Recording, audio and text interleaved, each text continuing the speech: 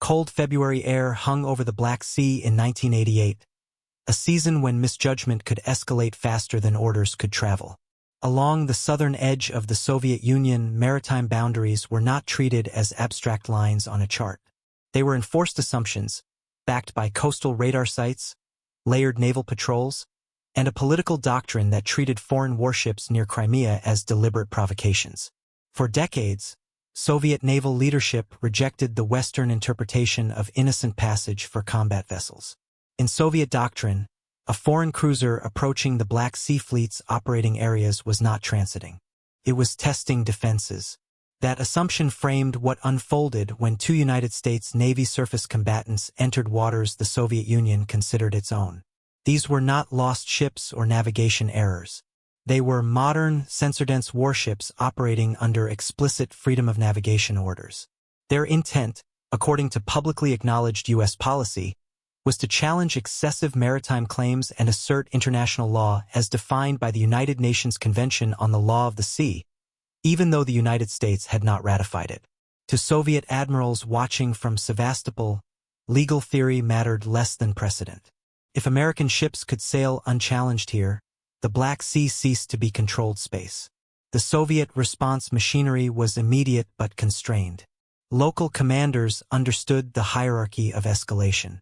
Weapons release authority for surface engagements was tightly held, especially inside 12 nautical miles where any exchange risked being interpreted as an attack on the Soviet homeland.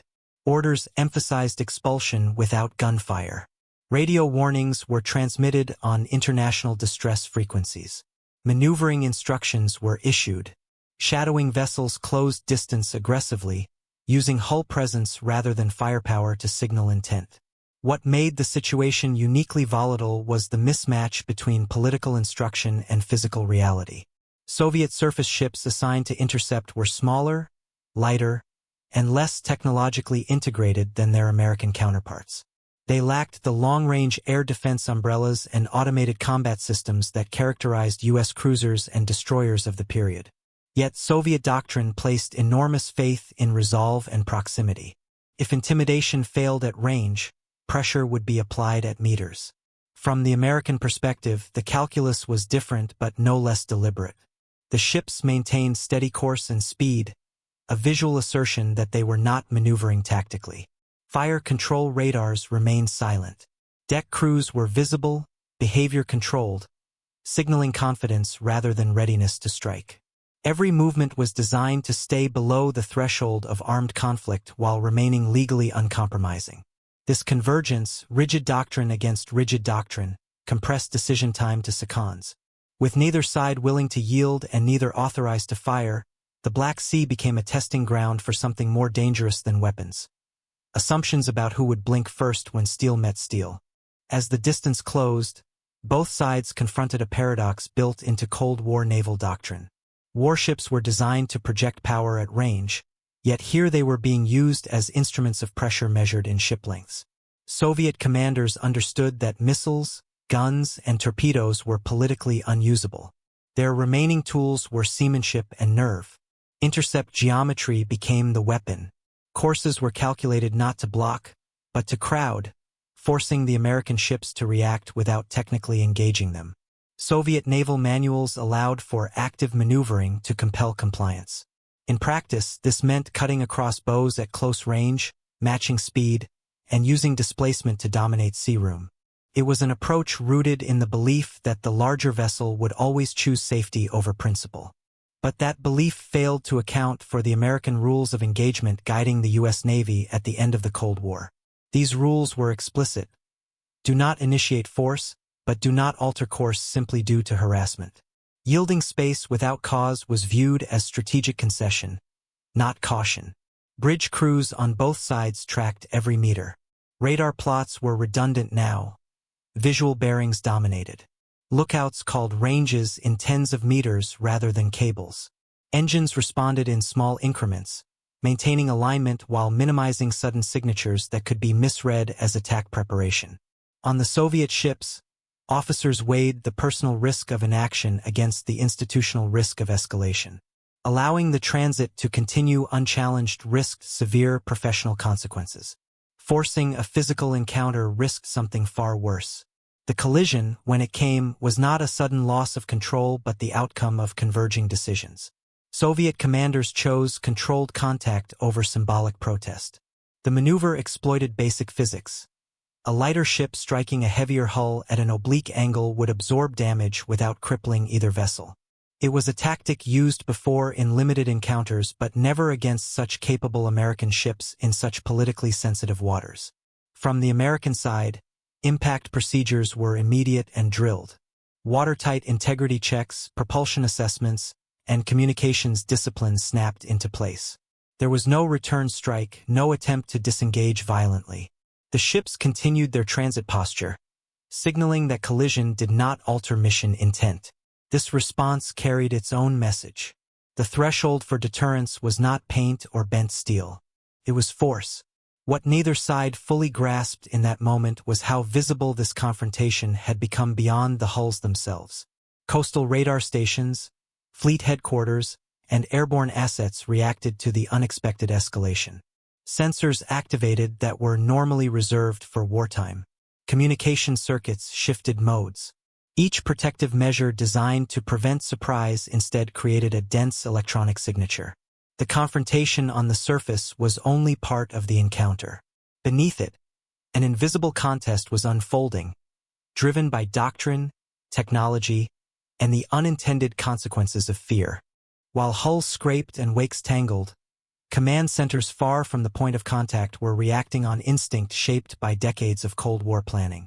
In the Soviet system, any unplanned confrontation near a fleet bastion triggered layers of defensive behavior designed for a first strike scenario. Coastal surveillance radars along the Crimean Peninsula increased power output. Tracking modes shifted from routine surface search to higher resolution fire control surveillance. Air defense units monitored the electromagnetic spectrum for signs of follow-on attack, not because one was expected, but because doctrine assumed that escalation rarely announced itself cleanly. This mattered because the American ships were not operating blindly. Late Cold War U.S. naval doctrine placed enormous emphasis on understanding an adversary's sensor behavior under stress. Electronic support measures aboard U.S. surface combatants were designed to passively collect emissions across multiple frequency bands without transmitting themselves. When radars changed modes, when communications networks switched encryption levels or routing priorities, those changes produced fingerprints. The more anxious the defender became, the clearer those fingerprints grew. The collision at sea effectively acted as a switch. What had begun as a legal challenge transformed into a crisis simulation no one had authorized. Soviet commanders ashore did not know whether the contact was isolated or preparatory. They acted accordingly, activating systems that were rarely observed by foreign platforms in peacetime. Every safeguard intended to protect the Black Sea instead exposed how it functioned under pressure. On the American side, restraint remained deliberate. Weapons crews stayed at readiness without overt movement. No radar locks were declared. Flight decks remained inactive. The message was consistency. The mission would continue unless attacked. This consistency amplified uncertainty among Soviet decision-makers. Without clear hostile indicators, they could not justify escalation, yet the situation no longer resembled a routine passage. At sea level, the Soviet intercepting ships maintained proximity, maneuvering to assert presence without striking again. Damage control parties worked quickly but quietly, preserving the image of control. Radio exchanges grew more formal, stripped of emotion and layered with legal language. Each transmission served two audiences, the ship receiving it and the headquarters listening in. The longer the encounter continued, the clearer its asymmetry became. The immediate tactical exchange favored the side with initiative and information rather than numbers or proximity. The Americans gathered insight simply by being present. The Soviets expended political capital and operational secrecy trying to make that presence go away. What appeared to be an angry standoff between ships was, in reality, a test of systems reacting honestly for the first time under non-theoretical stress. The most consequential movements were not visible from the bridge wings. They were measured in signal strength, response time, and which switches were flipped when fear entered the equation. By the time the American ships altered course to exit the disputed zone, The physical confrontation had already served its deeper purpose. The departure itself was uneventful, but the environment they left behind was not. Soviet command networks remained active longer than Doctrine recommended, a hesitation rooted in uncertainty rather than readiness. Systems that had been exposed could not simply be reset by shutting them down. What had been revealed in minutes would take analysts months to fully assess, and years to correct. In Moscow, the incident triggered an internal reckoning that extended beyond naval embarrassment. The leadership understood that the problem was not the ramming itself but the conditions that made it effective for the opposing side. Soviet doctrine assumed control through denial. If access could be threatened credibly enough, access would stop. The encounter in the Black Sea demonstrated the limits of that assumption against an adversary willing to absorb risk without escalating. Legal resolve combined with technical discipline had proven harder to counter than firepower. American assessments framed the incident differently. Publicly, it was a reaffirmation of navigation rights. Internally, it was a confirmation of behavioral models. Analysts compared predicted Soviet reactions with recorded responses, identifying where assumptions held and where they failed. This refinement mattered. Naval conflict in the late Cold War was increasingly defined by detection, classification, and targeting cycles rather than direct engagements.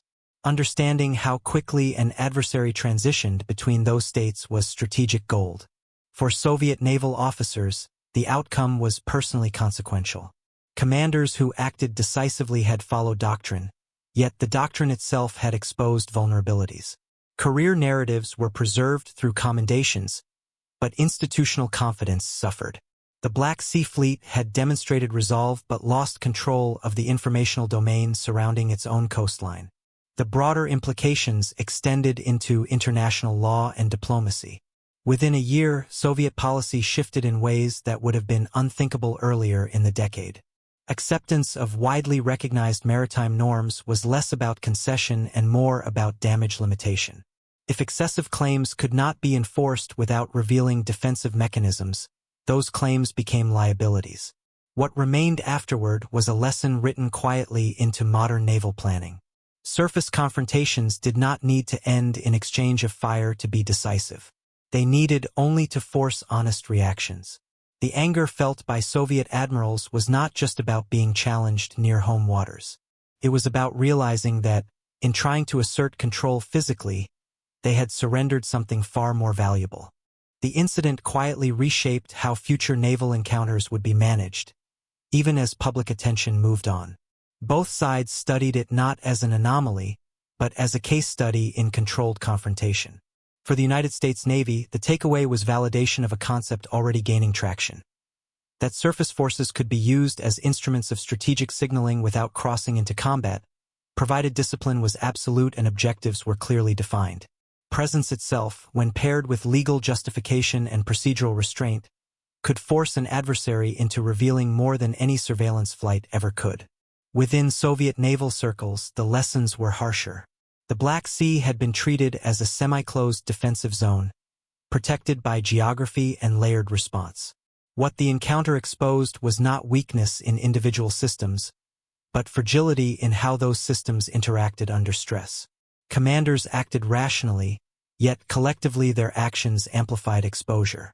The defensive network behaved exactly as it was designed to behave in wartime, which meant it could be studied, mapped, and ultimately countered. This realization fed into broader doctrinal reevaluations occurring in the late 1980s. Budget pressures, technological lag, and shifting political priorities were already straining Soviet military planning. The encounter underscored that maintaining rigid control over access points demanded continuous escalation readiness, an expensive and destabilizing posture. As reforms progressed, naval strategy gradually shifted away from absolute denial toward managed presence, a subtle but meaningful change. For modern naval planners, the relevance remains immediate. Contemporary surface fleets operate in similarly crowded environments, where legal interpretation, sensor exposure, and political signaling intersect daily. The Black Sea confrontation demonstrated that escalation thresholds are not defined by weapons alone. They are shaped by perception, doctrine, and how much uncertainty a command structure can tolerate before revealing itself. As ships today patrol contested waters equipped with far more advanced sensors, automation, and data links, the stakes have only increased. Systems react faster. Data is fused instantly. The margin for misinterpretation is thinner. Yet the fundamental dynamic endures. A warship that holds course without firing can still force strategic change. If you found this analysis of Cold War naval brinkmanship valuable, consider subscribing for more deeply researched military history and modern doctrine breakdowns. These stories are not about spectacle. They are about how decisions made under pressure reshape strategy for decades afterward. The enduring significance of the Black Sea confrontation lies in how quietly it altered assumptions on both sides of the Cold War divide. No ships were sunk, no missiles launched, no formal crisis declared. Yet the encounter influenced how naval power would be exercised in contested waters long after the political system that produced it disappeared. It demonstrated that credibility at sea was no longer measured only by tonnage or armament, but by the ability to remain consistent under pressure while forcing the opponent to react first. For the Soviet Navy, the anger that followed was inseparable from recognition.